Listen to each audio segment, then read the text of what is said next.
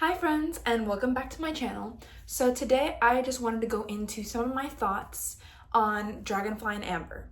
This is the second book in the Outlander series by Diana Gabaldon, and it follows the time-traveling World War II nurse Claire and the 18th century Highlander that she falls in love with, Jamie. This is the second book in the saga, so it continues her story right where Outlander ends off. So I will say that this review will have spoilers, but I will first start with my spoiler-free thoughts. So some of my spoiler-free thoughts were that this book was really interesting. I love that we start in a completely different time, in a completely different way than we started Outlander. We do not pick up right where Outlander leaves off, so that was a little bit jarring for a first-time reader, I will say, but it was interesting the way that Diana Gabaldon chose to tell the story from the future rather than just starting where we left off with the characters. I think that made the story really feel like it's something that has already happened, that is going to happen, that the past can't be changed by anyone. So I like that she made it really seem like this has already happened, this is set in stone, instead of just us reading it and thinking that things could maybe be different. Other than that, I really liked the writing and the storytelling. I love that we meet a lot of new characters in this book. I was really interested in some of them, but there were so many characters in this story that we don't really see again later in the series, which was unfortunate in my opinion, but they do serve an important purpose in this book and do have a specific function here. And this book is set through France and Scotland, and those are the two places that we go back and forth in this book. So it's not all from Scotland, and of course I missed some of Scotland in this book, but we do still get a decent amount of it here. We get some of Lallybroch in here in this book, so don't worry, we still have some of our characters from Scotland in this book as well that we really love. And I really enjoyed how we built these new connections, these friendships for Claire, the intrigue and the stuff going on with Jamie as well. And I love that we get to just jump into the story right where we left off. Once we go into the past, we go right where we left off. And so we don't skip forward in time, besides the fact that this is told in the future. Once we do pick up in the 1700s, we see everything right from the end of Outlander. Those are some of my spoiler-free thoughts. There's not a lot else I can really say in this. It is a super action-packed book. There's a lot going on, and it was very entertaining. There was a lot of description of war in this, and some of the struggles of war, so that's in here. And I will say that there is a trigger in here for miscarriage and for fertility issues, things like that. That's all in this book, so just be wary if you're gonna pick this up. If you're not sure about this series, I recommend starting with Outlander, the first book, giving it a go and seeing how you feel based off of that, and then deciding if you want to continue with the second book. And if not, I still recommend that you watch the TV show. But yeah, those are my spoiler-free thoughts. If you have any questions about this book or the series as a whole, you can leave them down below. But yeah, that's it for the spoiler-free thoughts. Next, I'm gonna go into my spoiler-filled thoughts. So bye-bye, non-spoiler people. And if you read this book and want to come back, then you can come back and see all my spoiler-filled thoughts after. Alright, so this is the spoiler-filled section for this book. If you have not read this book and you are interested in reading it and don't want any spoilers, please skip this. Come back to this after you've read it and then watch this, because I will be spoiling this entire book. Consider this your warning. I already gave a trigger warning for this at the beginning, so I'm just gonna dive right in.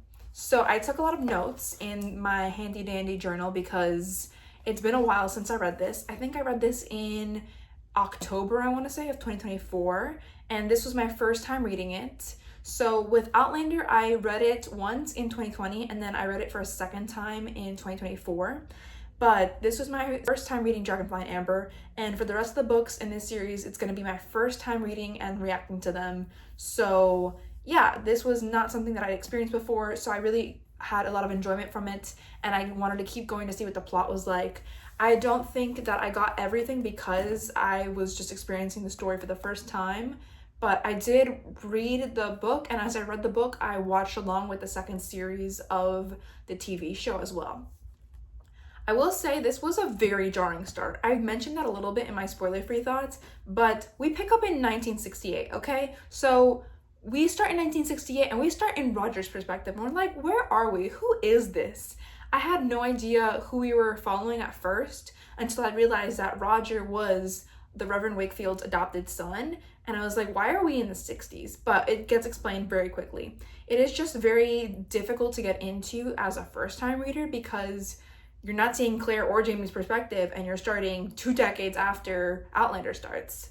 But we pick up with Claire and Brianna, who is her daughter, and they are on vacation in Scotland, and they meet Roger for the first time because his adoptive father, the Reverend Wakefield, the man that Frank is meeting with in the first book to discuss his history and the things that he finds in his ancestry and stuff and all the history of Scotland, he meets with him a lot in the first book at the very beginning. And so he has died, and this is Roger's adoptive father. So we meet Roger for the first time as an adult. We had already met Roger once in Outlander as a child. He's about 7 in Outlander, but in this book he is grown now, and we go to Scotland and things happen, and Claire ends up telling Bree that her real father is not Frank, the man who raised her, who she thought was her father her whole life, but rather this 18th century Highlander named Jamie Fraser. Now, she begins to tell them the story of Jamie and her time in the past, how she falls in love with him, and she kind of goes over some of the things that happen in Outlander, but where we pick up with their story is where the Outlander book ends and where their stuff in Paris starts. So I presume that she tells them a little bit about what happens in Outlander and all of those events, but Diana Gabaldon picks up in this book with them being at the Abbey in the 1740s. So I think it's really interesting that this was Bree's first introduction. She gets thrown into all this information about who her real father is, what her mother has been up to, like her parents' whole marriage was a lie basically to her, and she is super unbelieving in this. She is super mad at this point and thinks her mother is making up stories, that this isn't real, and that she was just a bored housewife that had an affair, which we really can't blame Bree for this. I know a lot of people don't like Brianna at the beginning of this because she is struggling to accept this news, but to be quite honest, she loved Frank, and it is like a slap in the face to realize that her parents' marriage was basically a lie, and that her mother had an affair and she was born as the result of an affair. So then we pick up in 1744, which is right around where we left off on Outlander, and we pick up right when they're leaving the Abbey. So Claire and Jamie have decided they're gonna go find where Charles Stuart is because they want to go to stop the rising and to preserve the Highlander way of life. They want to stop Charles Stuart from starting the rising that makes a mess of things in Scotland. So that's their plan. And they find out that Charles Stuart is in Paris, so they travel there, and they're planning to run Jamie's cousin Jared's wine business there, and that's their pretext for going to Paris. And it's a good way for them to be able to have an in to connect with a lot of influential political figures over there to try to stop Charles Stuart from getting funding for his campaign in Scotland. I will say that a lot of the time that they spend in France, there's a lot of political intrigue going on as Claire and Jamie are working to befriend these influential political figures. We do see the King of France in this book. We see Charles Stuart. We see a lot of important real historical figures in this. And it's a lot of like political intrigue at the beginning, which is very different from Scotland. The politics and everything, it's kind of got a facade of, oh, we're a very civilized people, but there's a lot of machinations going on behind the scenes. And we meet this pickpocket named Fergus, and he is super quick, he is intelligent, and he is a super endearing character. He is at this brothel where Jamie goes to meet with Charles Stuart, and that's where we meet him. And he is named Fergus by Jamie because his birth name is Claudel. But I absolutely love getting to meet Fergus in this book. I know he becomes a more influential character in some of the later books, and I love when we get introduced to him as a child.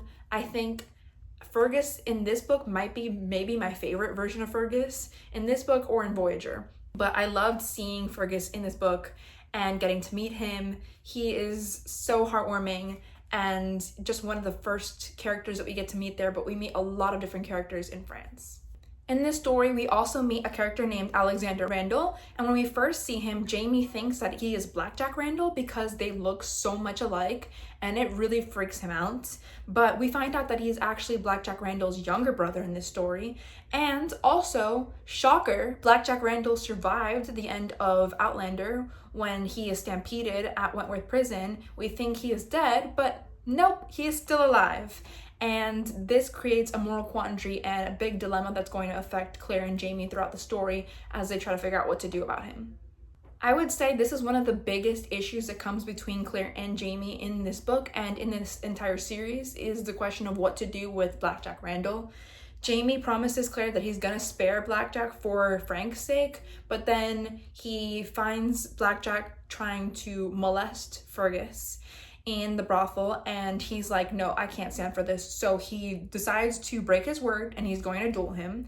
And Claire, who is at this point 6 months pregnant, she tries to stop him because she doesn't want Frank's ancestor to be killed before Frank is born, could be born. And so she tries to stop them and she has a miscarriage. And it's really heart-wrenching, this whole section of the book, when we see Jamie being arrested and taken to the Bastille. Claire has this miscarriage and her life is threatened. And it's one of the biggest fights that we see throughout their entire marriage. It rocks the core of the relationship of Claire and Jamie in a way that few other things have in this story. All of the stuff with Blackjack Randall basically puts Jamie and Claire in an impossible position because on the one hand, he is a horrible human being, he is a rapist, he is a piece of crap, and on the other hand, he is still Frank's ancestor and he is an innocent man. Frank hasn't done anything to anyone and Claire thinks that he should still have a chance to be alive, so there isn't a reason why he should be stopped from living. So they have that wrestling between Blackjack Randall needing to be taken out of their lives and Frank needing to be born later on as well. But Claire is then taken to the hospital after the incident with the duel because she is having a miscarriage. She almost dies, but she ends up being saved by Master Raymond, and her daughter is a stillborn child. And she goes with her friend Louise after she survives this to Fontainebleau to grieve her daughter and to try to recover. Jamie, meanwhile, is locked in the Bastille for dueling, and Claire has to end up going to Paris. She plans to negotiate with the king, do whatever she has to do, ends up having to sleep with the king to get Jamie freed because he's supposed to meet up with Murtaugh, his godfather in this story, to stop a merchandise ship of Charles Stuart's from reaching land and from selling his wares, so he can't raise money for the expedition to Scotland. And so she needs to get him out quickly because he needs to be able to meet up with Murtaugh to stop this from happening. And Claire ends up also being asked by the king to identify if Master Raymond and the Comte de Saint-Germain are involved with witchcraft because she is thought to be what is called La Dame Blanche, so a white witch, a good witch. And the Comte de Saint-Germain is poisoned by Master Raymond, and I was super surprised when I read that. I was like on the edge of my seat through that whole sequence at Versailles where the king is, and the way that his story just wraps up there was just really intense, but I thought it was a very fitting way to deal with this threat that has been looming over Claire and Jamie throughout their entire time in France. So we really see the end of the storyline with the Comte de Saint-Germain, and we see what is the end of the storyline with Master Raymond, at least for now. Who knows if he'll show up again in the future. But we see that ending there and that conclusion we get for those two characters. So because of Claire's actions, Jamie does end up getting released. He meets up with Murtaugh, they take care of that situation, and he eventually returns to Claire, wherein he receives a pardon from Scotland, and he's told by the King of France, leave France, don't return here, go to Scotland, here's your pardon, go. So the Frasers decide they're going to return to Lallybroch, and they hope that they've done enough to stop Culloden and to stop the Rising from happening. And I was really super excited for the return to Lallybroch. I was excited for them to go back to Scotland, to go to Jamie's home, which is a very special place to me, and it's a very special place to all the readers of this series. And I was really glad to see that things were going to progress with that, and we were finally leaving the chapter of France behind. It was action-packed, but it was time to get on with what was happening in Scotland. So then we return to Scotland, and in 1745, a year after Claire and Jamie have returned, they get a letter, and it's addressed to Jamie from Charles Stuart, and he's announcing his plans to reclaim the British throne. In spite of the lack of funding and everything, he has found a way. He is going to take his campaign overseas to Scotland to try to get the British throne back, and Jamie is forced to fight alongside him and join the Jacobite cause because he has listed Jamie as one of his supporters.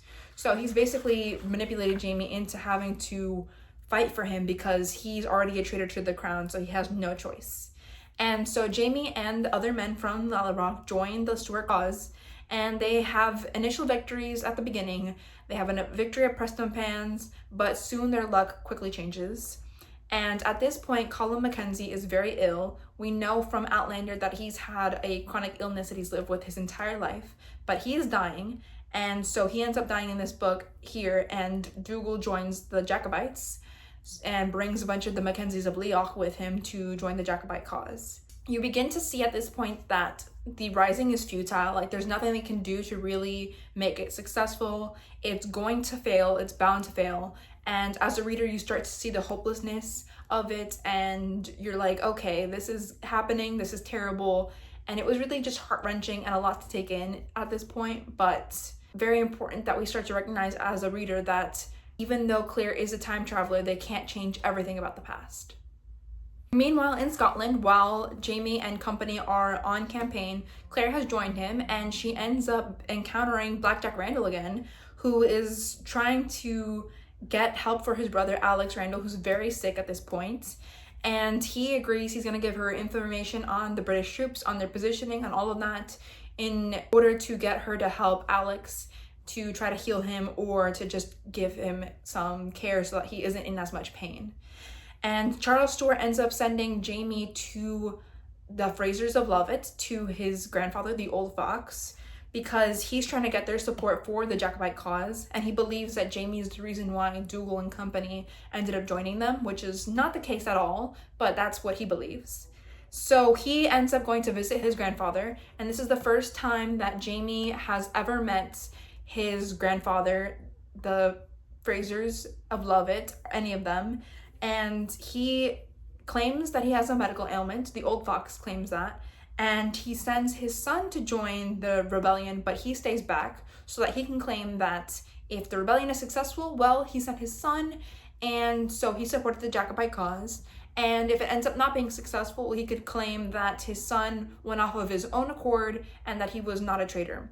He is very much skilled at being a double agent, and I thought that was really interesting. We see how both sides of Jamie's family are very manipulative. The Mackenzies and the Frasers are cutthroat, ruthless people who do what they think is best for their own personal gain. And I thought that was really interesting to see some of the Frasers of Lovett in here, especially since we spent so much time with Jamie's mother's family, the Mackenzies, in the first book. At this point, Claire and Jamie return to Lalla, and they hear that Jamie's men have been arrested for suspected of just deserting the army, so they've been arrested, and Jamie goes and gets them released because they're his men, he's responsible for them. And at this point, Claire is also taken hostage, so she is taken to the Duke of Sandringham, whose loyalties are very questionable throughout the first few books. We really don't know if he's a Jacobite, a secret Jacobite, or if he's still supporting the British. On the outside, he really seems like a British supporter, but on his internal loyalties, we don't really know where they lie. So he reveals that he was a person that tried to have Jamie and Claire killed in Paris, and we thought all along that it had been the Comte de Saint-Germain because he had it out for Claire, but no, it was really the Duke of Sandringham who wanted to get them both killed.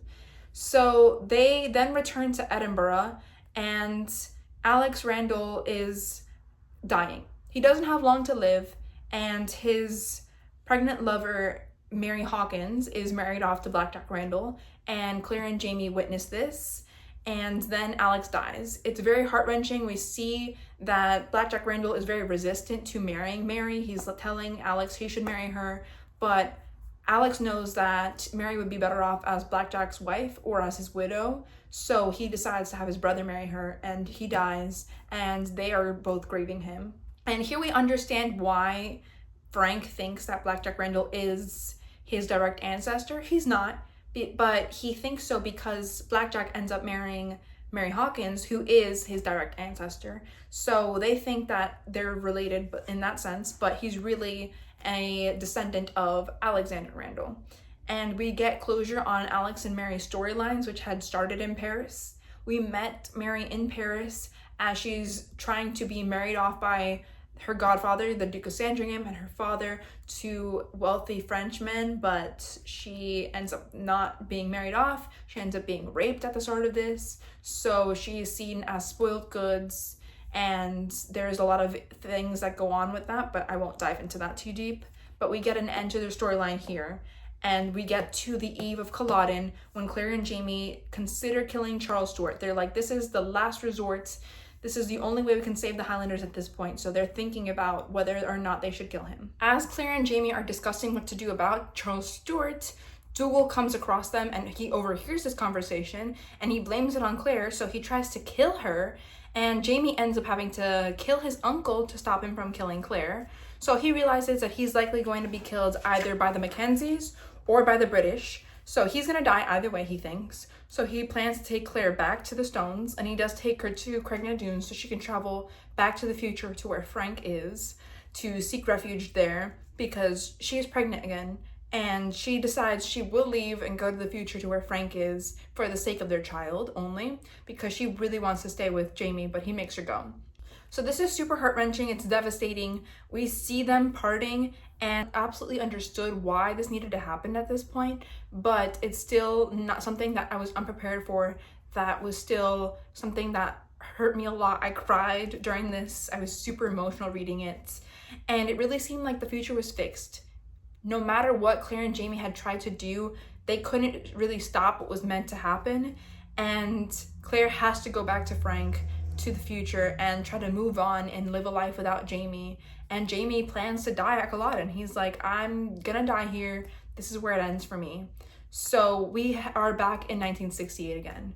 And Claire is basically done telling her story. She is describing her reunion with Frank and how she tries to tell him about the fact that she traveled 200 years to the past and the whole story with Jamie. But Frank doesn't really believe anything she's saying. He thinks she's mentally deranged, and he just knows that she's pregnant with another man's child, but he agrees that he's going to act as Brianna's father.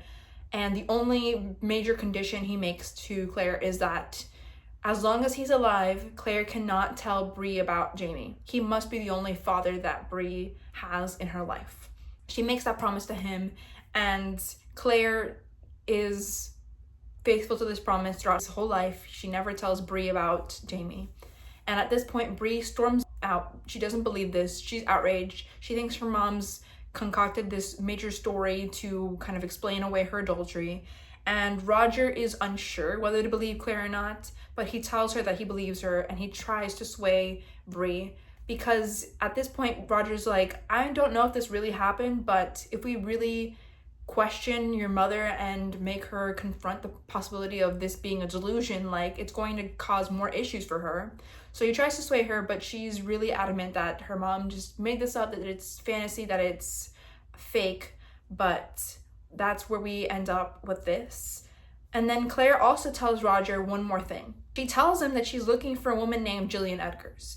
And if you're wondering, who is Gillian Edgars? Well, she is Galis Duncan in the past.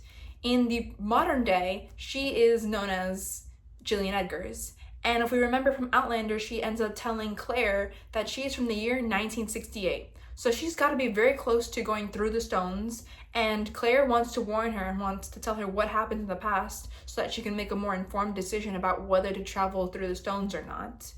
But she tells Roger that this woman is also a direct ancestor of his, so he has a stake in what happens with her in this story.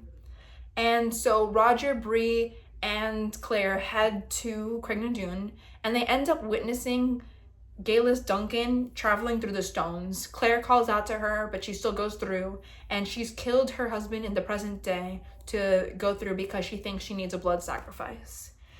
Bree and Roger now fully believe Claire on her story, and Roger tells Claire and Brianna that he thinks that Jamie survived Culloden. And that's kind of where we leave the story off at the end of Dragonfly and Amber. We don't know for sure that Jamie is still alive after Culloden, but Roger thinks he is, and they're gonna do some more investigative work probably in Voyager, kind of continuing off of this. But that's where we end the story.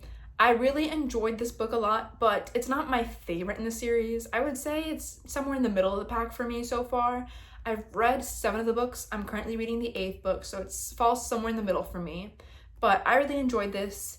I think that the way that she tells the story is very interesting, and it feels very cinematic, the way that she tells the story, going from the future to the past and then to the future again. And it's a little jarring, but definitely gives us the context that we need to have. We also start establishing Bree and Roger's characters in this, which is important. So I appreciated that that's why we start in the future, to get us used to the idea of this grown daughter of Claire and Jamie's and Roger, and get us used to these characters who will be important in the later books. So those are my thoughts on Dragonfly and Amber. If you have any thoughts that you want to share with me below, feel free to do so. Just leave a spoiler warning. And if you haven't read this book yet but you want to give it a go, I highly recommend it. If you've seen the TV show and want to comment about how it compares to the book, I'm also down to hear your thoughts.